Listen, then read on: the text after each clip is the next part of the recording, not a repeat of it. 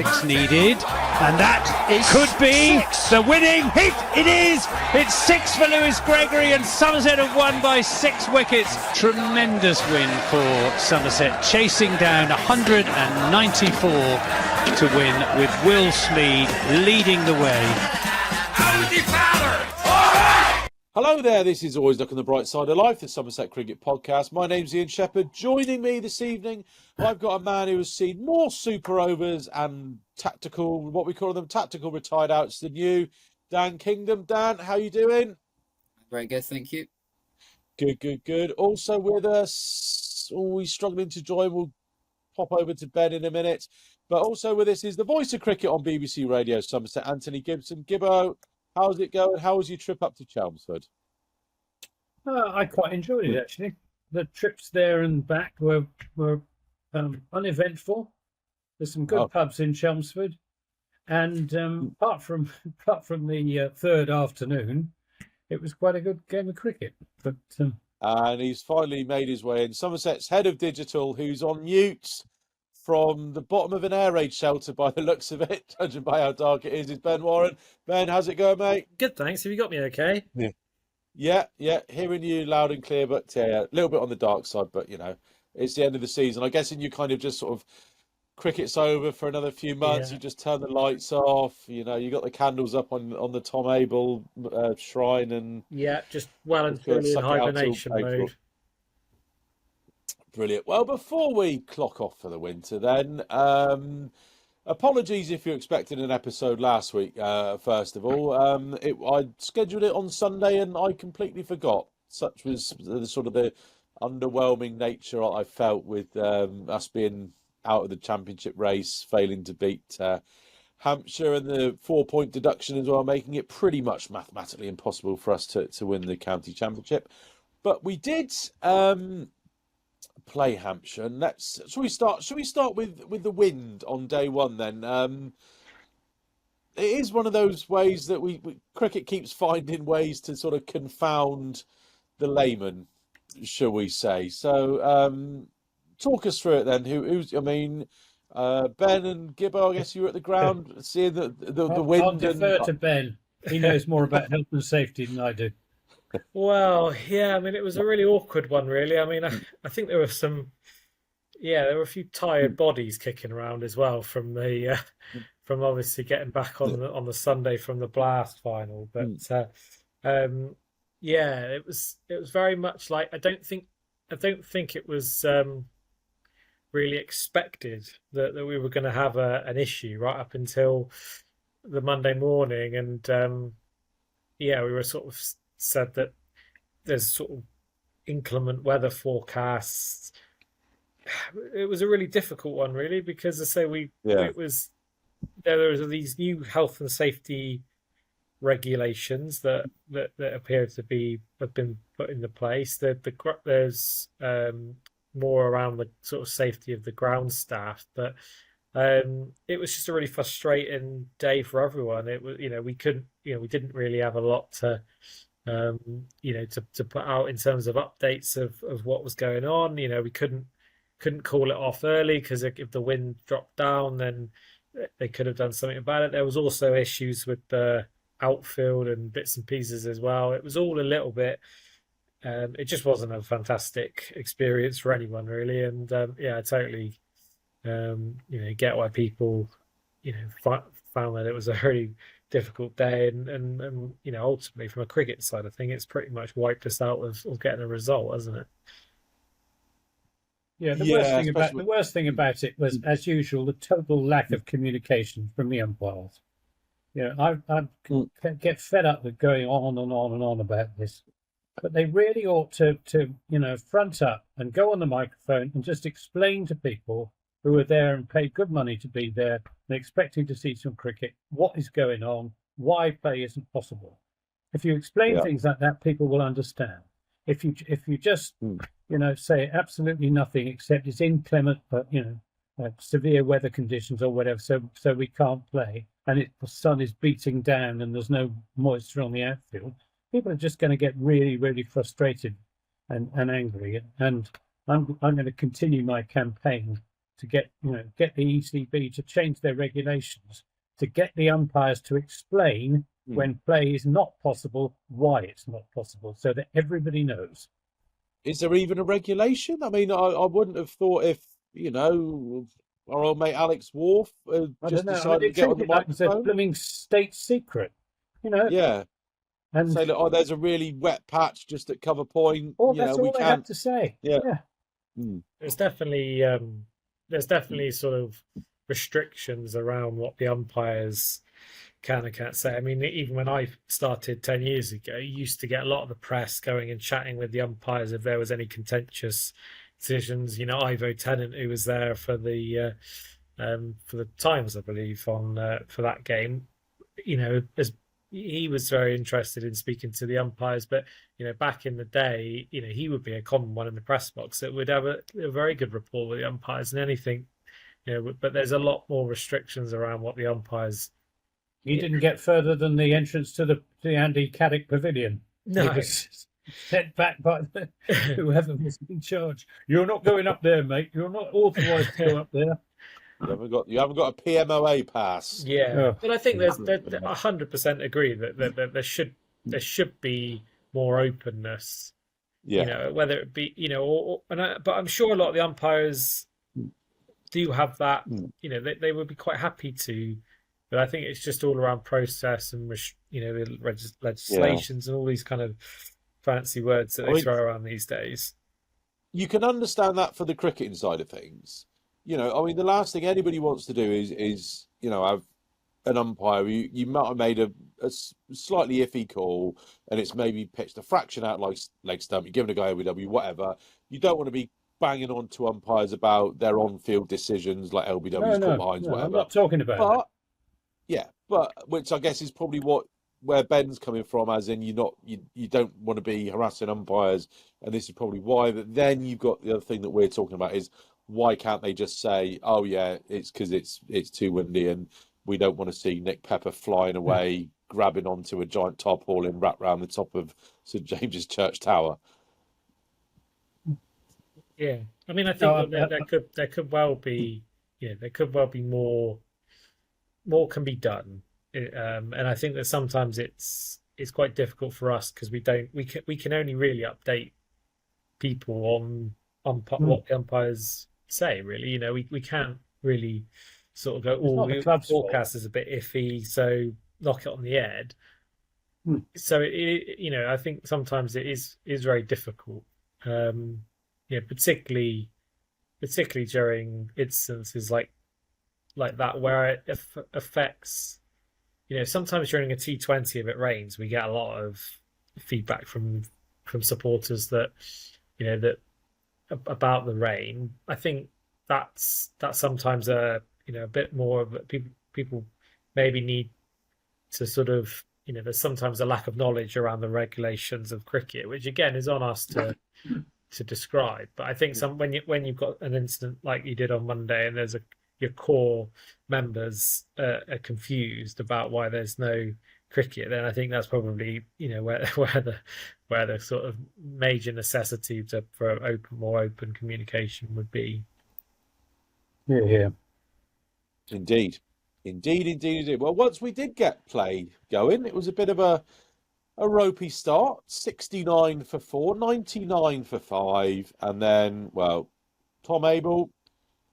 I spoke to him. I think after Durham, he'd had to work hard to get an 80 on. He said it had been a struggle for him this season. Well, if he struggles like he's ended the season, he will do very well. Passing his 1,000 runs, averaging 50, rescuing Somerset with 118, along with Casey Aldridge, who signed off at Taunton with career best 180. I'm clinging on to the fact that there may be some sort of relegation break clause in Casey's Durham deal. And he can sort of null and void that contract and come back to us because they got relegated. But just frustrating, I guess, that we saw the best of Casey as he was on his way out the door. Yeah, And it's his first time he scored runs for us in a long time. He'd had a really bad run with the bat. It had gone kind of under the radar. But yeah, he scored 42 against Yorkshire, and then obviously followed up with 180. And higher career best than Tom Abel and quite a few of our other batters. And it was a great recovery, wasn't it? From 99 for 5, 454 for 8, and set us up to have a go at winning the game. And I think we may well have won it if it wasn't for the weather. And the pitch. Yeah, the pitch. I mean, I was getting quite excited the second day, which was day 3. Bowled them out for 172, but then on the 3rd/4th day, the pitch just really seemed to die. It just didn't seem to have the pace it had in it the previous day, and it made taking wickets a lot more difficult. Yeah. Same old story. Yeah. Jason Kerr said to me at close of third chance for Somerset, got to find a way of winning games at home. And that involves producing the right sort of pitches, and it's no reflection on the ground staff, because they're up against nature and soil and goodness knows what else. But we have to find a way of producing better pitches that produce results and don't produce penalties. I think it's something that we've spoken about, isn't it, previously, and that game against Hampshire, it outlines exactly what the issues that we face is, that we have to find pitches that get worse over the 4 days and not better. And because of the regulations around spin, that it's really important to note that a lot of the regulations around spin are tied to days 1 and 2. So that the ECB are quite happy to see spin. A lot has been made of the spin. But if you look at the regulations, the spin's okay generally on days 3 and 4. They quite actually deem it to be in the good category that spins on day 3 or 4. But they do have an issue with it spinning on days 1 and 2. But they don't that sort of doesn't really reflect our pitch. Our pitch tends to be at its worst on the first 2 days and then at its best on the last 2 days. So that is they are going to try and find a way of producing result pitches without getting into trouble, particularly around spin. They have really, and again, Nick Pepper's done an incredible job this year, with what he's up to put up against amount of cricket, men's and women's on the square. But that ultimately is a problem for us, finding a pitch that can deteriorate over 4 days, in which that actually, you can get your batting points, because again, that sort of contradicts the bonus points sort of mould as well, that you need to get your bonus points in the first innings. So lots to think about on that, I think. But unfortunately, the ECB regulations and the bonus point structure don't suit our pitches. Well, to be fair, we could have won 6 out of 7 at home this year if the weather had been better in the Yorkshire and Hampshire games, and if we just got that last wicket against Worcestershire. So, the situation is not completely irretrievable. Last season we won 5 out of 7 at home. So, we're getting more points at home than away, that's for sure. Like away this, we've won 1 out of our last 16 away matches. We do need to sort that out as well, ideally. We need to be, well, I think there's 2 things. We need to get more wins away, and we need to, when we get into good positions with the bat, we need to be better at grinding teams down. It happened a few times this year, mostly away from home, where we got to, sort of 400 odd for, what was it, against Notts? It was 338 for 3 to 438 all out. Against Warwickshire, we were 407 for 3 to 498 all out. That's something we need to be better at, home and away, but it seems to happen away more than at home, is once we get into a really good position, we need to stay absolutely focused and really get a really big score. We can't just think, job done, we got 400. But actually, in these Kookaburra games as well, particularly, you've got to get a lot more runs than that. We want to be getting 600, if we can. So that's another thing to think about. Yes. I think Nick Peppers, when he spoke at the Members' Day, said they were trialling a new variant of soil, which would take about a year to bed in. So we might start to see some of those pitches next year, where he said that they would just be a bit harder and a bit faster. So there'd be more pace and carry. They might not necessarily deteriorate, but they certainly wouldn't get slower and lower, which will obviously help both the spinners and the seamers. So fingers crossed, we start seeing some of them in 2026. Any other thoughts on Hampshire then? I mean, good to see Archie get his career best 6 for 96. I think he's coming on leaps and bounds as a cricketer. Still needs to get a few more runs opening the batting. I mean, we might as well nip ahead to Essex now. Josh Thomas becoming Somerset's a member of Somerset's. I think, Dan, it's the 798th opening partnership we've tried since Trescothick retired, or maybe it's 30. The T-shirt is the font's getting smaller and smaller on the T-shirt to accompany all of these. Did very well. I like Josh. He's a very busy player. He's been opening in the twos, opening in the batting three, but certainly playing in the top order. I think he looks organised, very compact, and he has certainly put his hand up for that opening berth, and will certainly give the powers that be something to think on over the winter. Scores of 86 it was in the first innings, and then he top scored with 39 in the second innings, which we shall probably draw a veil over quite quickly when we come to discuss it. April 2026 then, Somerset's first championship game. Let's do it now. Who's opening the batting? Depends on whether we sign anyone, doesn't it? Well, Yeah, right. I mean, we'll go on to that. I think we'd be... Well, it depends on what domestic seam bowler signings we make. We'll come on to the one that was announced today in due course. I think you're going to piss off somebody if you sign an overseas batter. I think there's too many in the squad who are kind of like the Goldsworthy level of who always perform when they come in, and they're not necessarily a first pick. I mean, if there was a game next week and Tom Banton was available, does he play ahead of Goldsworthy? Not a decision that I want to have to make. So if you add another overseas batter to the mix, I think that just muddies the waters even more. And I think we just need seam bowlers, as many as we can get. I understand on the grapevine, I heard that Miggy P is signed for next year already. So touchwood, he's going to be back around the Dragon in 2026. But I've totally lost my train of thought now. I was rambling there. Oh yeah, who's opening the batting? Yeah, the thing is, we have an opening the batting problem. We all know that. We've had it for years. We could sign an overseas opener to try and solve that problem. But the problem is we have, as you said, we have so many batters at the club. The problem is they're all kind of mostly better suited to the middle order. We have an abundance of middle order talent. Yeah. But by not signing an overseas opener, we do then open up a slot for a middle order player to play as a makeshift opener, which I know is not ideal. But it's better for Golders or Smead to open the batting and play for a bit than to not play at all and then leave down the line. So, and as you already said, we desperately need pace bowlers. And from Gibbo's interview with Jason Kerr the other day, I'm not sure anyone else is coming in domestically, because just the way that Kerr was talking about young players, and yes, we've got Shaw, but the way Kerr was emphasising young players implies to me that the domestic signings we've tried to make haven't worked, and none are going to be coming anytime soon. So I think we're going to be looking to get overseas pace bowlers, and I think stick with the batters we've got. It seems to me to be the plan. Didn't he say something along the lines of we've explored a few avenues, but none of those have kind of come to fruition? It was something like that, wasn't it? Yeah, he did. Which is, I mean, I was sort of thinking about this today.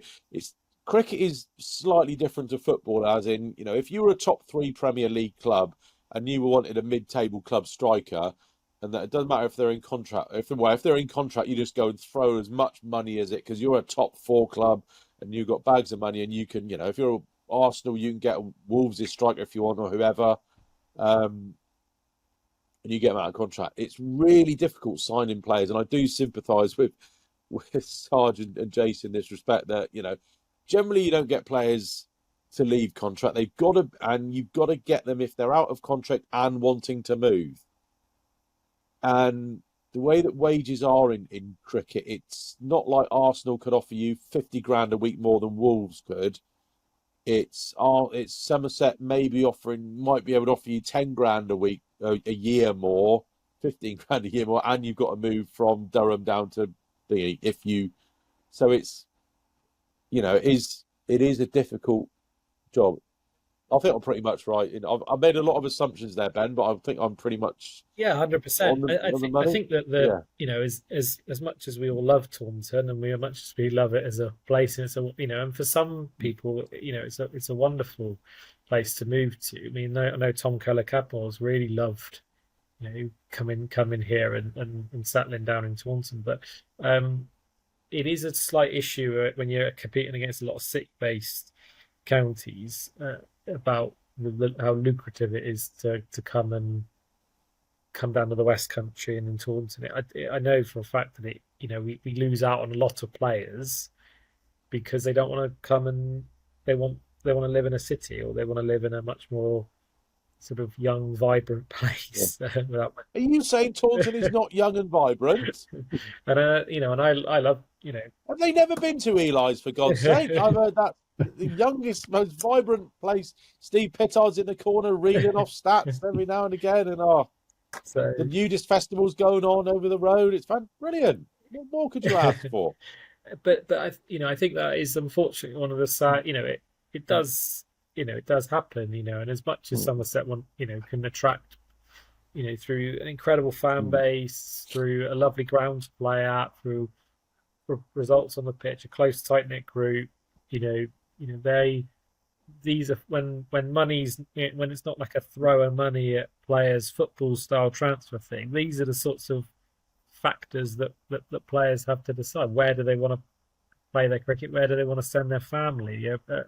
Very, very important factors. And I know that that's sometimes a big call in county cricket.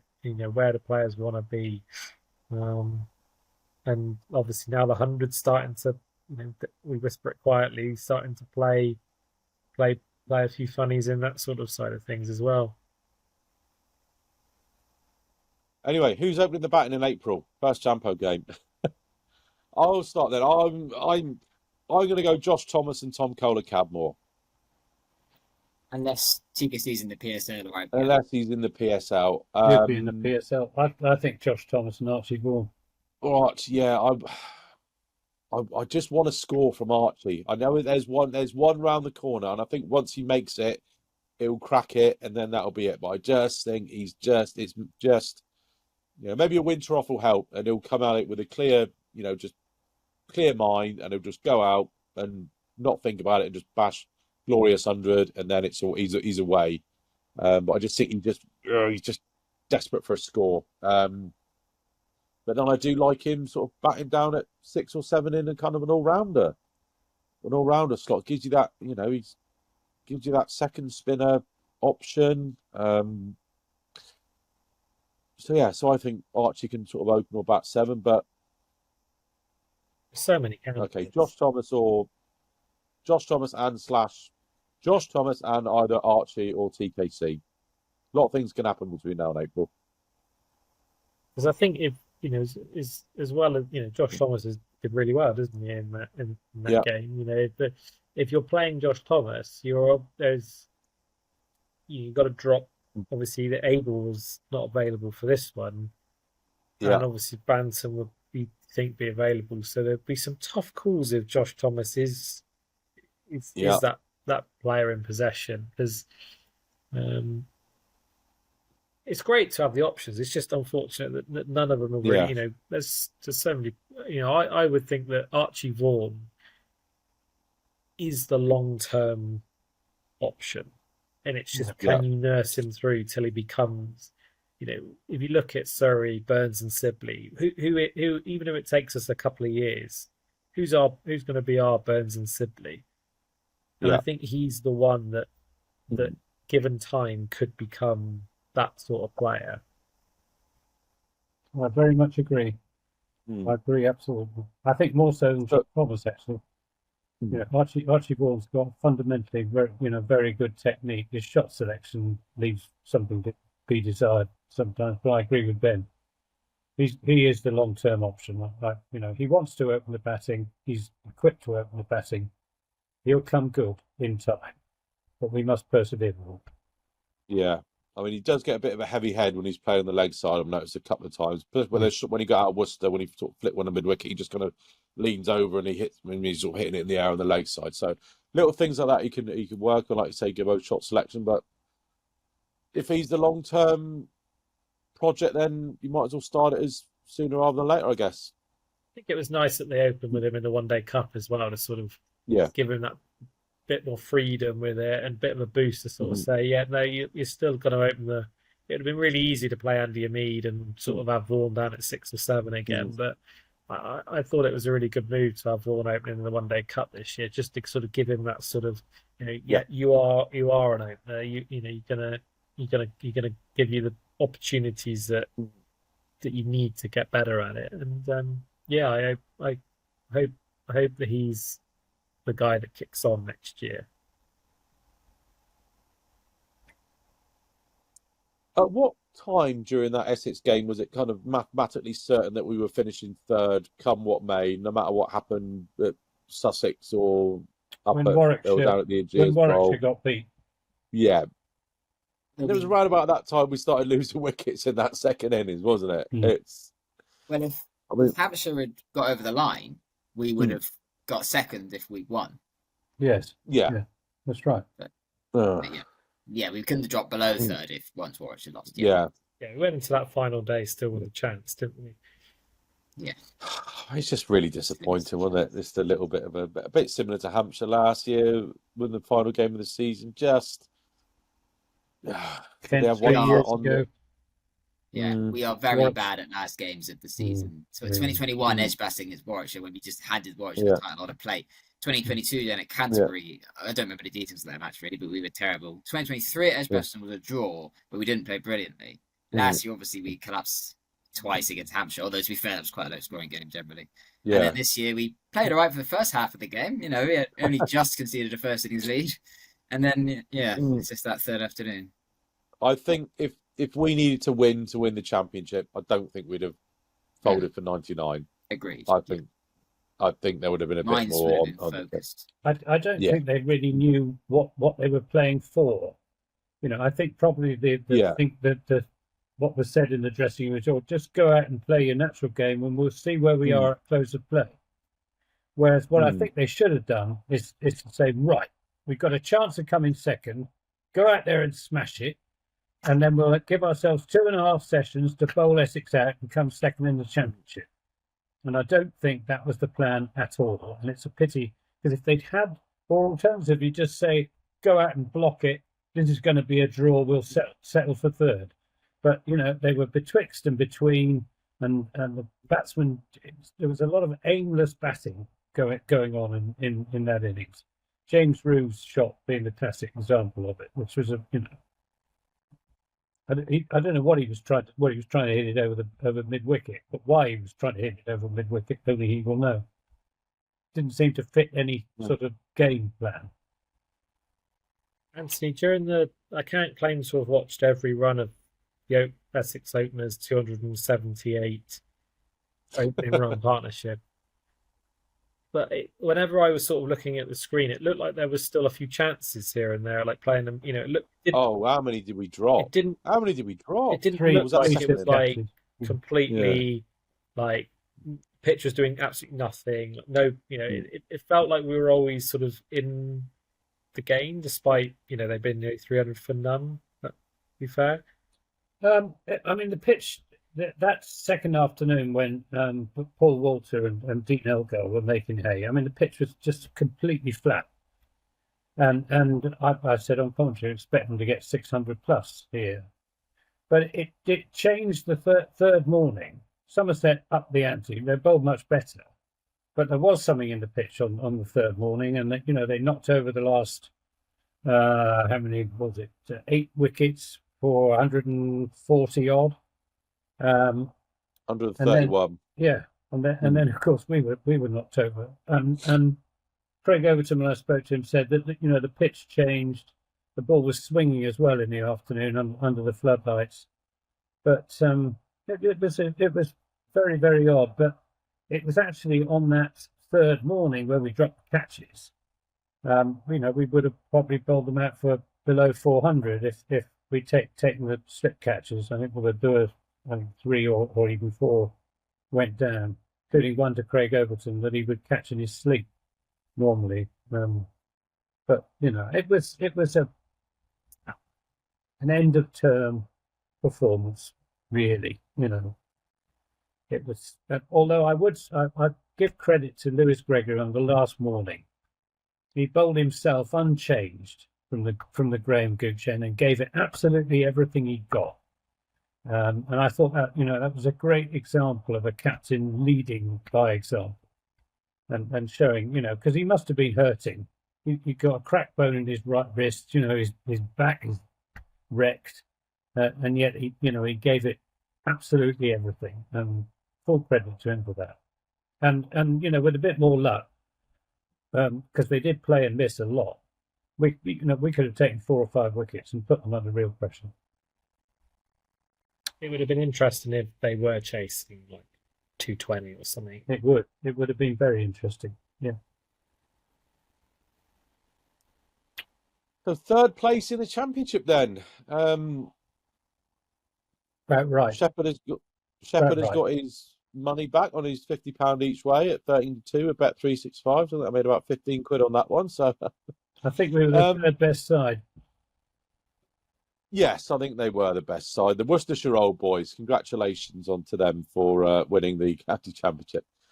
In a way, I'm glad, 43 points off the pace we were in the end. In a way, that, for me, is better than it being 4 or 5, because then you just look back at every little missed opportunity, every bonus point that's gone big, and every drop catch here, there, and everywhere. Do we think the table's right? Gibbo, you just said that you think 3rd is fair enough. Looking back, missed opportunities. I mean, Hampshire and Yorkshire, if those 2 games had gone, not been weather affected, we were vastly the better team there. Obviously, Worcestershire in that first game, 200 overs, only taking the 9 wickets. That would have been, another 24 points. Still wouldn't really have put us within touching distance. Final game would have been different if we knew, if we were still with a chance of the title, I guess. So if a few things had gone a bit differently, a little bit better, I think we could have challenged a little bit more closely. But yeah, I mean, just looking back at the away games, like apart from the win at Durham, we never really looked like winning any of them, did we? Particularly, so Edgbaston was probably the closest we got. That was a Kookaburra game, wasn't it? It was, yeah. Trent Bridge, we never looked like winning. The Essex game, obviously, not really. Yeah, neither team ever looked like winning that one. That was just a farce of a game. Trent Bridge. Yeah. Well, we almost lost it. There was a brief moment, wasn't it, when we were worried. Yeah. I think Sussex was a complete for the most mess, part. pretty much. I think the key one for me was the game at the Oval. Like, I think that if you're looking to knock off a champion, you gotta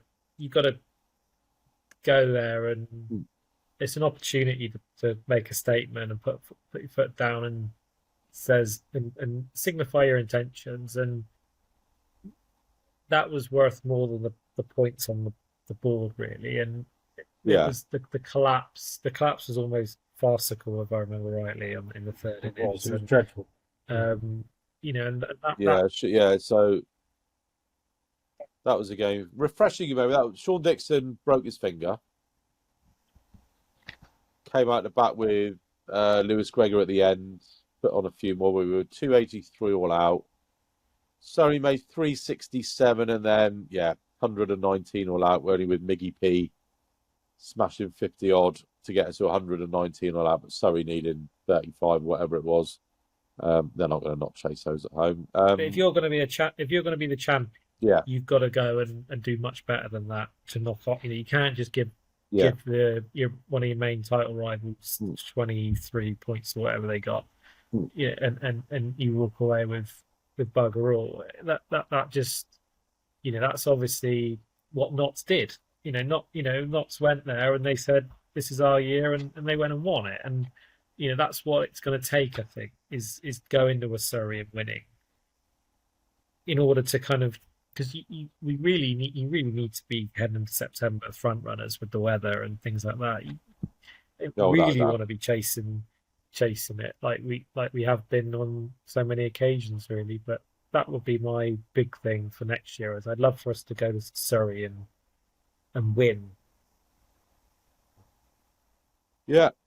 Well, batter score your runs, bowlers win your games, as they say. And Somerset's bowling is going to be depleted next year to the tune of obviously Ben Green, Casey Aldridge, and Josh Davey. Matt Henry also is going to be unlikely to feature, so there's some work to be done there. I think it's fair to say that Notts' strength probably was their bowling. Certainly the bowling that won in that game down at the Oval. Well, Signing of Josh Shaw was announced today. I think on a 3-year deal. I think that's probably much more of a white ball signing, given his red ball numbers over the last few years. I did see a copyright Dan Kingdom thread just as you were probably waiting in the lobby to come on here, Dan. I mean, yeah, he's taken a handful of wickets at over 50 or certainly over 40 in the last few seasons, which is not particularly inspiring. I mean, he's certainly not been signed to lead our attack in the championship, has he? Yeah, he's been playing for a Division 2 side, one of the worst teams in the country. Barely gets into that side. The worst team in the country. Yeah, and when he has played, he's not done that well. So yeah, I think he, to some extent, he might just be the player who was available. We just need a bowler, so we got him in. Obviously, he will be good in white ball cricket. I think he has done well for Gloucestershire in the last few years in white ball cricket. It was key when they won the Blast. We used to in 50 over cricket.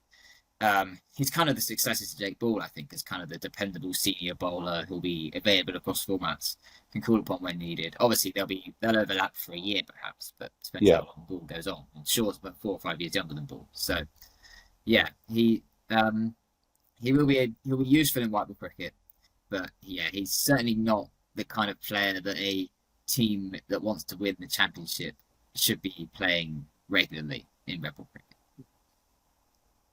Yeah, very succinct, well summed up, Dan.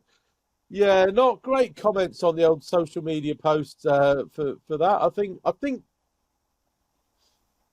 What was the word you used when we were chatting before we started recording? Was it useful, Gibbo, or no, what was it? Useful at best, or something like that? I'm trying to. Sorry, it's only 40 minutes ago. I can't remember now. No, I just hope that Steve Kirby has seen something in him. Yeah, and that he's seen something that he can work on, and he's going to transform him from a pretty run-of-the-mill second division seam bowler into a match winner. At least in the Blast. I find it rather harder to see in the championship. But I was thinking about this. I mean, Craig Overton will be 32. Lewis Gregory will be 33, I think. Something like that, yeah. They're not over the hill yet. No. But, they are going to have to do a lot of bowling next season in the county championship. Those two, along with Miggy Pretorius, of course. They're going to have to do the heavy lifting for Somerset. And I'm reasonably confident that they can do it. They are good, fundamentally very good bowlers. Craig Overton hasn't had much luck this season. Lewis Gregory's obviously had his injury problem, but there's no reason why he can't put some of that behind him. Miggy Pretorius is a real workhorse of a quick bowler. It would be really nice to have Matt Henry or someone of that class to strengthen the attack.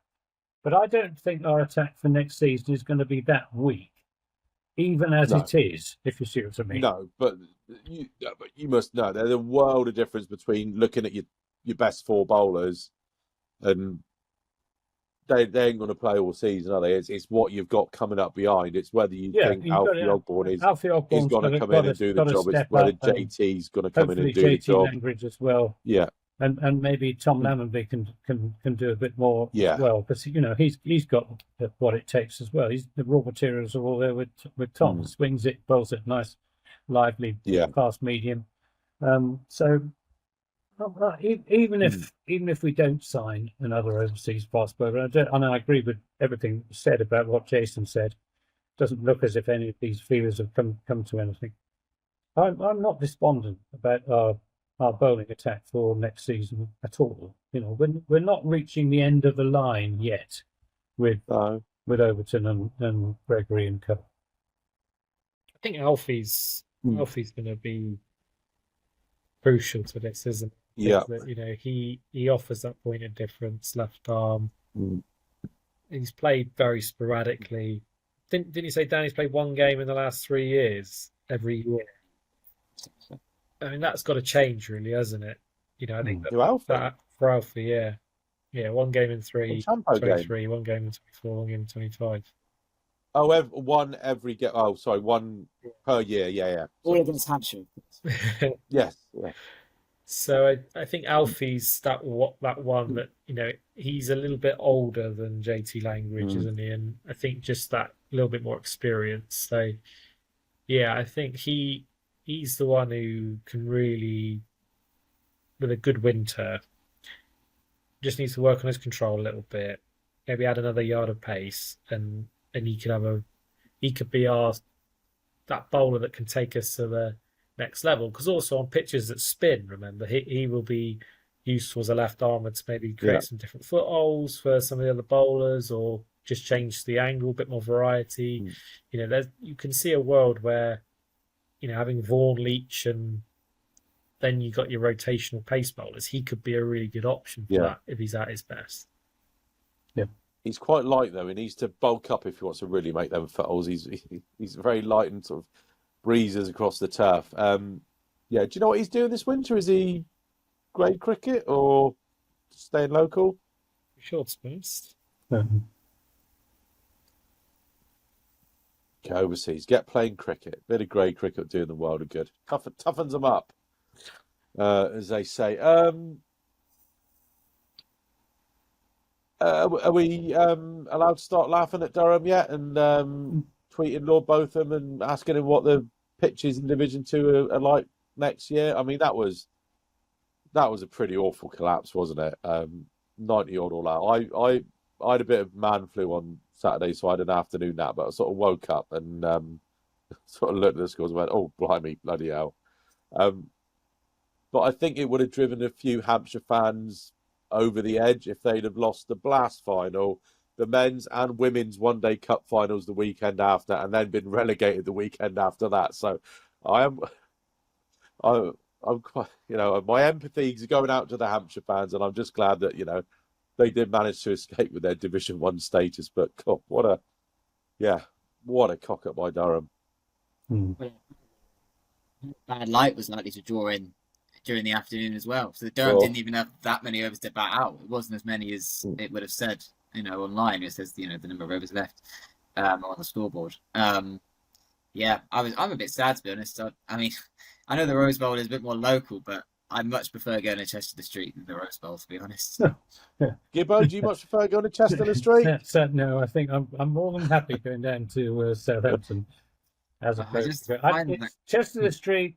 Durham is lovely when you get there, but the getting there and the getting back, no. I guess. Thank you very much. I'm a bit closer in Birmingham, so that helps.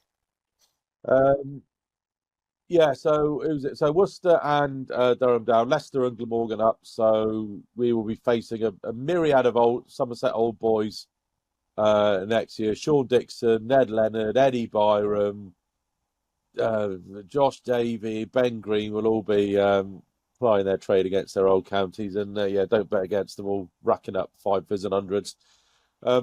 Especially Dixon, who's probably still got a point to prove, and Sonny Baker. The Davids. Oh yeah, Sonny Baker as well. Yeah. Thank Gilchrist. What else we got? For Warwickshire, haven't we? Oh yeah, Gilchrist for Warwickshire. Yeah. Why can't we should have picked these seam bowlers up when they were available. Go back to my earlier point. You know, doesn't matter if you've got too many on your books. If there's a good one available, you got to get him, because, you know, there might not be another one on the shelf when you need one. I assume we tried. We must have tried, surely. We can't have just I got, thought. there were quite a lot of seam bowlers on the move. We can't have just looked at them and gone, Josh Shaw is the one we want. Like, no disrespect to him. But the other guys Right. are a lot more attractive. Were a lot more attractive prospects Oh, in red ball Josh cricket. Shaw. A lot of the other guys who left Gloucestershire, as well as Gilchrist and some other guys as well. Like, we must have tried for some of them. I'm sure, and Jason Kerr alluded to it, I think, in the interview with Gibber. But yeah. Oh, well.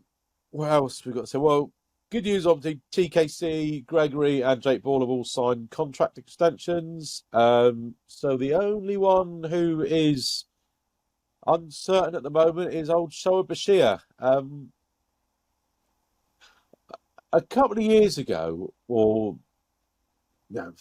throughout the last few years of cricket, it's been mooted. You have this independent player who just goes off and plays franchise cricket.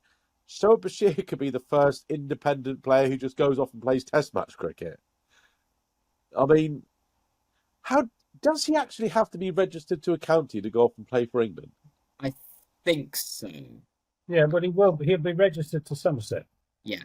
Jason Kerr made Not that, if he doesn't sign made a new that quite deal. I clear. mean, If he doesn't could get a he contract say? anywhere else, Somerset will keep him on, Yeah. which is good. I guess And you never know, Jack Leach might get injured, and Yeah. and his health hasn't Archie Moore always might get been injured, good. and Josh Thomas might get injured, and Lewis Goldsworthy might get. I'm being Yeah, unfair. well, to Shoaib Bashir massively. might have a I- tough time in Australia and drop out Yeah. of the England setup. Mm. And if he does stay with us, I'll be highly delighted because he's a really nice young man Yeah. and a very promising off spinner.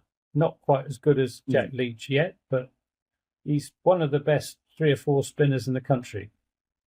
And if he does stay with us, 3 cheers for that. I think the issue with him becoming an independent cricketer would be things like sort of access to medical care, Yeah. insurance, and all that sort of. Yeah, I'm not expecting. It was just kind of a hypothetical. It's like, could it actually happen? Could he just say, "Oh, I'll pick and choose. I'll just go on. I'll loan myself out to a different county every week." I don't know. It's. I mean, it'd be. Could it happen? I think that everything from, so again, listening to your interview, Anthony, that there's every chance that anything could happen in the next few days, weeks. I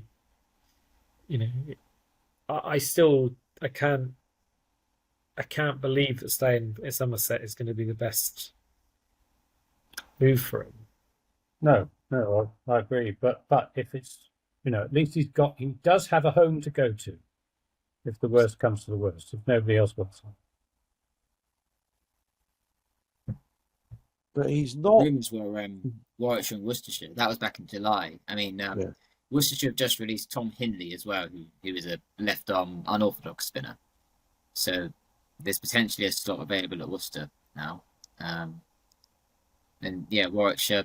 I mean, they've got Danny Briggs is leaving as well, so there's a slot there maybe.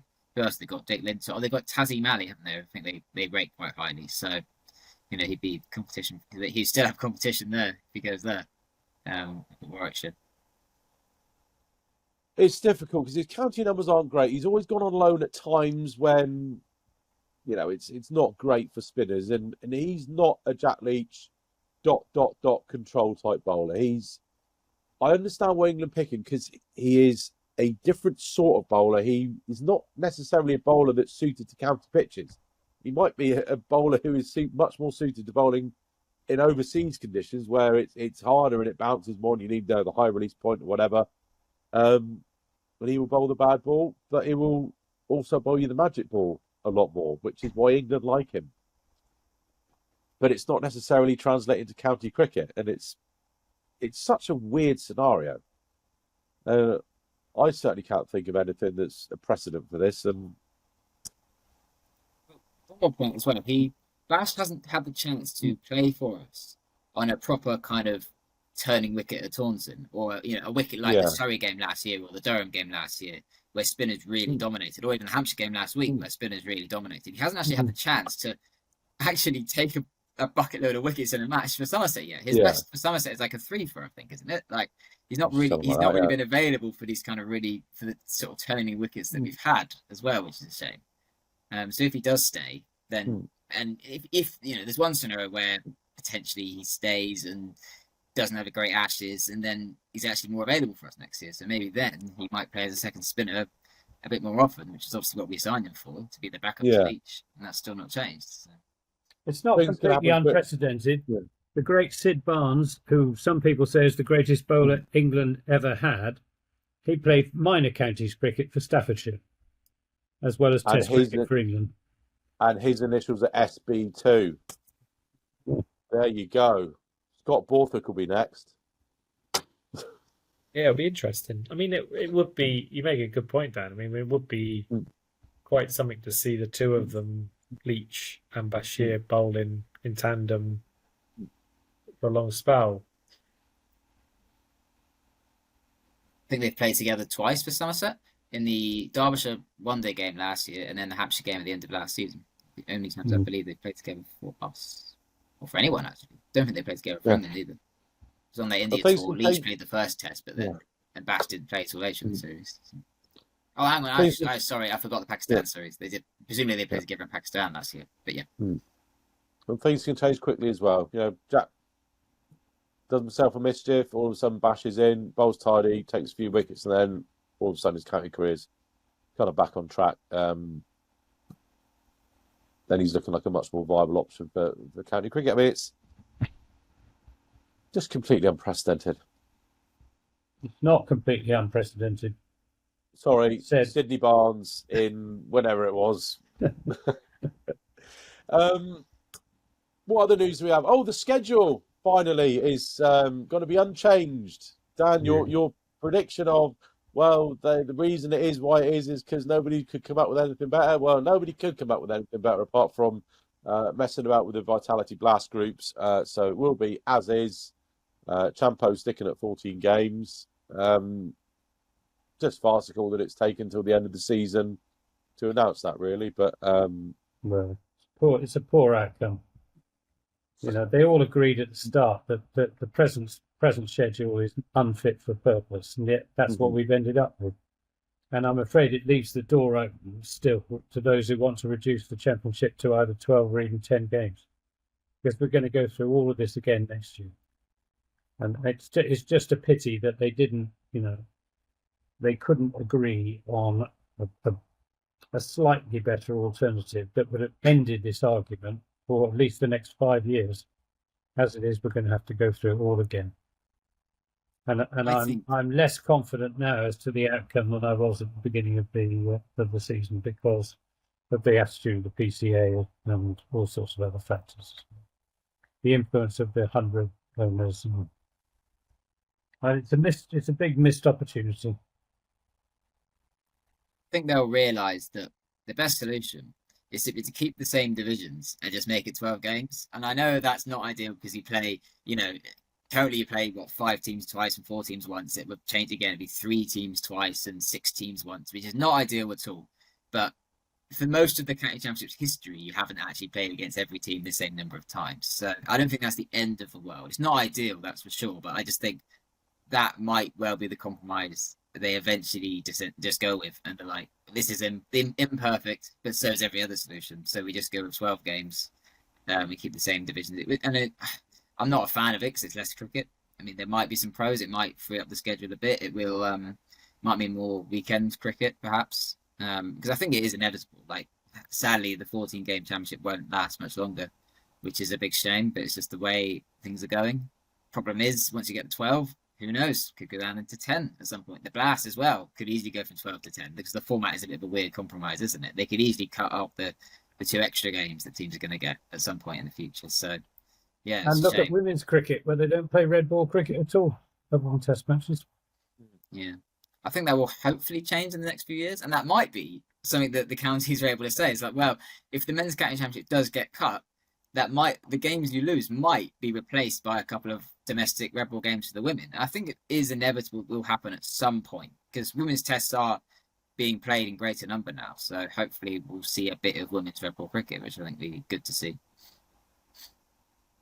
I don't think the counties will let their Blast go below 6 home games. Yeah, I hope not. But just from the financial point of view, yeah. I mean, I imagine losing one is bad enough, but if they lost 2 from where they are now, that potentially lose another one for a rain off, I think that would be pretty disastrous for a lot of counties. The reason they're happy to go down by 1 to 6 is that they think that they'll get the same amount of money across 6 games than they would across 7, because if they'll effectively be cutting out a midweek game, which won't get as many fans anyway, and the fans will be sort of consolidated across 6 games, or the same number of fans across 6 as it will be across 7. So that's the thinking, isn't it? So who knows? I think so. It's 8 o'clock. I think Gibbo's grandfather clock is about to go off. So if you hear that in the background, that's what that is. Right. Any more thoughts on anything that we discussed before we pop on to listeners' questions? There it is. There it is. It's 8 o'clock. Right. Where are we? Harry Hayden's got 5. Settled opening partnership. Well, we talked about that. Seam attack bolstered by new signings.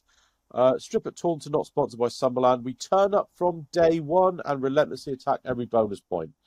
The 4 point there, we turn up from day 1. Again, this season we were just so off the pace at the start of the season. It was pretty not great. Right. Do we think Supper calls. one last Gibbo, yes or no? Would you abandon the pre-season trip to Abu Dhabi? No, I don't think so. No. No, I think they're a happy bunch of pilgrims of Somerset players, and that's what they want to do. I've been very, very impressed with the spirit of Somerset cricket at the moment. I think it's a really, really good setup, and that's why I'm very confident. Despite the issues with personnel and fast bowlers and left-handed opening batsmen, I think the fundamentals at Somerset County Cricket Club are very, very sound at the moment, and that's a tremendous platform on which to build. Couldn't agree more, Gibbo. Could not agree more. It was a bloody great Daddy Longlegs just flying past me here. Right, we'll catch you next week for the Golden Apples, Gibbo. Indeed. See you then. Enjoy your supper. Steak and chips again tonight, is it? It is actually. Yeah, I'm just about to do it on the barbecue. Oh, well, enjoy the barbecue while you can. It's pitch black, so mind what you're doing. Cheers then. Cheers, Gibbo. Right. Yeah, pre-season trip to Abu Dhabi. Would you still go for it? Yeah. I don't know. I don't know. I don't know. It feels like we've done it every year, and we've always started the season slowly every year. So, whether something needs to change, I mean, they sort of play that mad T20 tournament, which I gather finances a lot of the trip, them being paid to play in that one, and then they just have a 2-day game against another county where they bat for a day and bowl for a day. You know which other county went to Abu Dhabi this year? Was it Nottinghamshire? Yep. Okay, all right then. I think that as long as they come back within plenty of time to prepare properly, because I think that correct me if I'm wrong, but I think there was just one game, wasn't there? Yeah, I think they played the Super Counties, the T20 thing first. Then it was a 2-day against Essex, I think. Memory serves. Yeah, but there was a game at Taunton against Gloucestershire. Yeah, no, it's 3-day against Gloucester. So I'm saying if you're paying, I don't know, just doing that out in Abu Dhabi prepare you for April in England. It's about getting outside, I think, isn't it? I think because in March the weather is too unreliable here to be able to reliably go out on grass, presumably. Like if there might be a year where we said, okay, we're not going to go to Abu Dhabi this year, and that'll be the one year where it actually tips down for all of March. You can't get outside at all. So there's no perfect way to do it, I don't think. Yeah, I'm only thinking. I understand all the the reasons for it, like say get outdoors, but I'm just looking at. We start slowly. What can we change? It would have been fascinating to see if they'd taken that final wicket against Worcester this year. What momentum that would have cut? Because I'm pretty sure that they wouldn't have then rolled over against Sussex like they did if they'd won that against Worcester. So it really felt like a loss, didn't it? After all the joy of Banton's record and Rue got 100, and we got scoring bags and bags of runs. Brilliant! This is 150th year. We're going to win the title. It's Worcester. They're favourites to go down. We've got 2 days to battle. Oh, Yeah. ah, And I'm we'll down. never know the true, we'll never know what would have happened. But it just felt really significant at the time. And and if they'd won that game, we wouldn't have been talking about the preparation, would we? So I guess that they were a hair's breadth away. So I think I'd be tempted to keep things fairly similar. Yeah. I would like to see, if they're out there for so long, surely you can play a 4-day game. A proper 4-day game. Like a 19th county championship game with, you can rotate your bowlers as much as you want, but just more than a two, we'll bat for 90 overs, then you bat for 90 overs, then we'll all go and have a coffee together. You'll have the PCI on your back if you keep recommending these extra days. Well, only for Somerset. With all our fast bowling resources. Mike Elmer says, how does Somerset win away this year? Well, we need to stop winning at home as well, Mike. Probably a bit late in the day for that now, Mike. And little Keithy, who's, I believe, is a first-time correspondent with the Colonel of the King's Armchair Warrior Regiment. I presume that's a slightly humorous sobriquet you've got there, Colonel. Do we need a mystery spinner for the Kookaburra games? Have we got one? Does anybody bowl wrist spin in our ranks, apart from Harry Everett? They need something, don't I guess? Yeah. I guess if I don't, Dan will probably be able to confirm whether it's confirmed whether they're going to do the same as they did. Well, this. Well, actually, while we're on the subject of the Kookaburra, do you read the Cricketer this month? We are the Kookaburra Kings. Somerset have achieved the most average points per game with the Kookaburra ball in the county championship since it's I've left it in the house. So I should have brought it in, but I think we averaged something like 15.9 points per game with the Kookaburra. So so I think that well, I don't know if that average is deducting the 4 points that we lost against Durham. I was just saying, Dan, did you see in the Cricketer this month they did some number crunching on the Kookaburra games, and we are the Kookaburra Kings. I think we average something like 15.9 points per game with the Kookaburra, which is the best out of all the 18 counties. So I'm not surprised actually, because I think we've won 4 games at the Kookaburra, which was Notts at home in 2023, and then Durham and Surrey last year at home, and then Durham at home this year. Yeah, I don't think we've lost with it. I think the other 6 were all draws. So yeah, we do okay with it compared to some other counties. But yeah, we got 3 draws this season. I think obviously a lot of counties drew most of their Kookaburra games this year. Yeah. But that middle bit of the season, we just lost momentum, didn't we? That was the problem. We had the 3 wins in May, but then just that middle period, we just couldn't make up ground, could we, really, on the top teams. Rob Key was on that the old Stick to Cricket podcast with Bumble and Michael Vaughan and Tuffers and Alistair Cook. They didn't ask him about the Kookaburra ball. Opportunity missed. Right, AOB then, chaps. Before we knock this on the air, I've got to go pick Theo up from Scouts in a minute. Right. Any rumours from Taunton, Ben? Anything you can divulge? Any sneaky little teasers you can give us? No, I generally no. I mean, there was lots of obviously contract news that alongside the Josh Shaw stuff. So yeah, it's a long winter, isn't it? I think people will be interested to see what goes on, and we will see what we see. Should just perhaps acknowledge that Somerset women have let go Laura Jackson and Amelie Monday. Which I don't think either was a massive surprise to let go. I think Jackson going implies we're going to sign a new pace bowler, perhaps, or be promoting someone from the academy.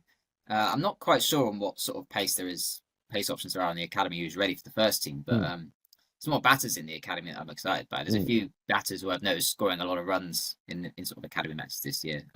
Jasmine Wesley, Layla Molodina, and Elle Goldsworthy.